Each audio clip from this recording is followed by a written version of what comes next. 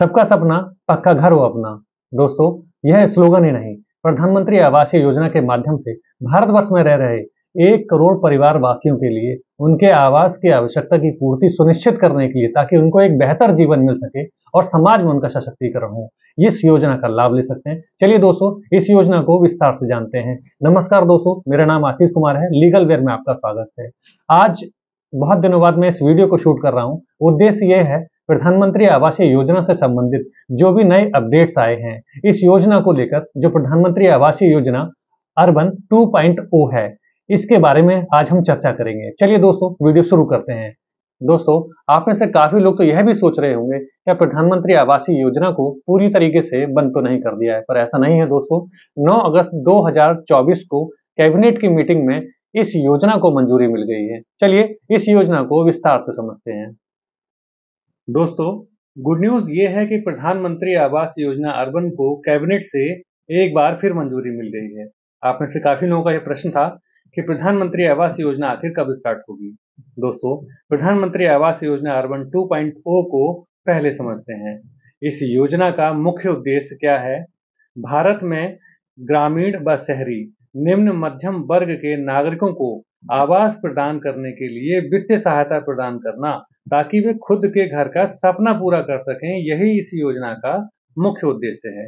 इसके 2 घटक हैं, पहला अर्बन है, दूसरा रूरल है। तो सबसे पहले अर्बन को समझते हैं। इस योजना की शुरुआत 2015 में हुई थी। आज इसको 9 साल लगभग हो चुके हैं। इसके 4 घटक थे, BLC, AHP, ISSR और क्रेडिट लिंक सब्सिडी स्कीम। चारों वर्टिकल में लाभार्थियों ने इस योजना का लाभ उठाया। दोस्तों, 1 करोड़ 18 लाख घर इसमें सैंक्शन हुए और 86 लाख पूरे हो चुके हैं। इस घटक में CLSS यानी क्रेडिट लिंक सब्सिडी स्कीम को डायरेक्ट बेनिफिट ट्रांसफर के माध्यम से लाभार्थियों ने इस स्कीम में सब्सिडी का डायरेक्ट अपने खाते में लाभ उठाया। हाल ही में 9 कैबिनेट की बैठक हुई, इसमें योजना को फिर से मंजूरी दे दी गई है और इस योजना को लॉन्च किया गया है, जिसका नाम है PMAY 2.0। इसका मुख्य उद्देश्य ये है कि 5 सालों में 1 करोड़ मध्यम निम्न परिवार के लोगों को आवास उपलब्ध करवाना, ताकि वे घर खरीदकर, निर्माण करके या रेंट हाउस की आर्थिक सहायता से इस योजना सब्सिडी का लाभ उठा सकें। केंद्रीय कैबिनेट की मीटिंग में 3 करोड़ अतिरिक्त शहरी ग्रामीणों को उनकी आवश्यकता के आधार पर घर मुहैया करवाना इस योजना का उद्देश्य है। 1 करोड़ शहरी गरीब मध्यम वर्ग के परिवारों को भी घर मुहैया कराना इसी योजना का उद्देश्य है। इस योजना में 10 लाख करोड़ रुपए का निवेश किया जाना है, जो कि सब्सिडी के माध्यम से 2.3 लाख करोड़ रुपए प्रधानमंत्री आवास योजना अर्बन 2.0 पर खर्च किए जाने हैं। इस डिसीजन के बाद प्रधानमंत्री जी ने इस योजना प्रधानमंत्री आवास योजना अर्बन की आर्थिक सहायता के लिए 2.3 लाख करोड़ पर मोहर लगा दी है। इसके लक्ष्य की समय सीमा 5 वर्ष निर्धारित की है। इस योजना के माध्यम से 86 लाख परिवार अपने सपने के आशियाने में रह रहे हैं। दोस्तों, PMAY अर्बन 2.0 के एलिजिबल ग्रुप वो ग्रुप हैं जो EWS, LIG या MIG ग्रुप से आते हो, यानी जिनके पास देश में अपना पक्का घर नहीं है, वे ग्रुप इस योजना के तहत एलिजिबल हैं। EWS परिवार वे परिवार हैं जिनकी वार्षिक आय 3 लाख रुपए तक है। LIG परिवार वे परिवार हैं जिनकी वार्षिक आय 3 लाख से 6 लाख तक है। MIG परिवार वे परिवार हैं जिनकी वार्षिक आय 6 लाख रुपए से लेकर 9 लाख रुपए तक है। तो ऐसे ग्रुप इस योजना के लिए एलिजिबल हैं और इनको जो सब्सिडी दी जाएगी वो उनके पहले 8 लाख रुपए के लिए 4% की सब्सिडी के साथ, जिसमें मैक्सिमम लोन अमाउंट 8 लाख होगा और इसमें मैक्सिमम टेन्योर जो है 12 साल तक होगा।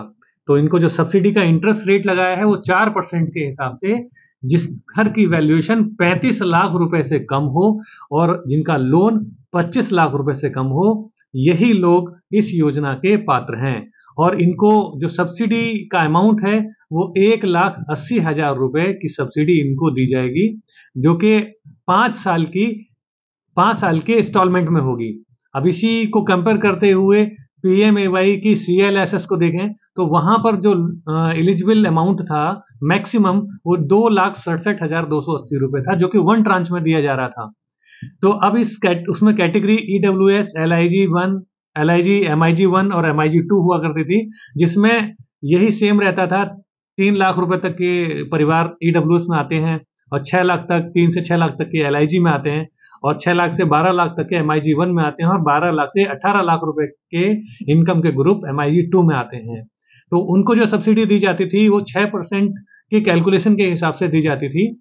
जो ईडब्ल्यूएस हैं उनको 6% सब्सिडी है, जो LIG में है उनको भी 6% सब्सिडी है और जो MIG 1 में आते हैं उनको 4% सब्सिडी है और जो MIG 2 में आते हैं उनको 3% की सब्सिडी है। तो इस कैलकुलेशन को अगर हम देखें तो मैक्सिमम जो लिमिट है लोन की उसमें 6 लाख रुपए की थी और मैक्सिमम का जो लोन टेन्योर था वो 20 लाख रुपए तक का था। तो एवरेज जो इसमें देखें सब्सिडी का जो इंटरेस्ट रहा वो 6.5 के समथिंग रहा। तो इस योजना को देखें 2.6720 जो CLSS स्कीम से मिलता था वो अब घटाकर 1,80,000 रुपए कर दिया गया है। इसके अदर वर्टिकल को देखें जिसमें AHP यानी अफोर्डेबल हाउसिंग इन पार्टनरशिप है।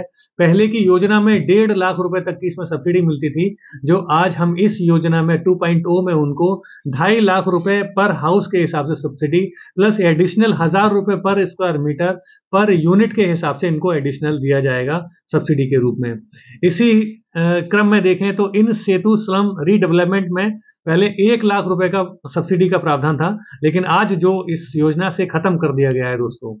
और अफोर्डेबल रेंट हाउसिंग में पहले 1 लाख रुपए की सब्सिडी 2 BHK तक लेने के लिए थी, जो 60,000 रुपए 1 BHK और 20,000 रुपए डोरमिटोरी TIG के रूप में दी जाती थी। और आज जो इस सब योजना में देखें तो इसमें 5,000 रुपए पर स्क्वायर मीटर पर यूनिट के हिसाब से अफोर्डेबल रेंट हाउसिंग की स्कीम का फायदा मिल सकता है। दोस्तों BLC वर्टिकल को देखें तो BLC वर्टिकल में 1.5 लाख रुपए तक की योजना का प्रावधान पहले था, जो आज बढ़ाकर 2.5 लाख रुपए कर दिया गया है। तो दोस्तों अगर हम एवरेज देखें तो प्रधानमंत्री आवास योजना पुरानी और प्रधानमंत्री आवास योजना अर्बन 2.0 में यही मेजर डिफरेंस देखने को मिलता है। मोटा मोटी कहें तो इसमें जो CLSS की स्कीम के अकॉर्डिंग 2,67,000 मिला करते थे, जो आज ISS इंटरेस्ट सब्सिडी स्कीम के हिसाब से 1,80,000 रुपए की मैक्सिमम सब्सिडी जो कि 5 इंस्टॉलमेंट में दी जाएगी। आशा करता हूं दोस्तों आपको प्रधानमंत्री आवास योजना अर्बन 2.0 की काफी जानकारी मिली होगी। यदि आपका फिर भी कोई प्रश्न है तो नीचे कमेंट बॉक्स में लिख सकते हैं।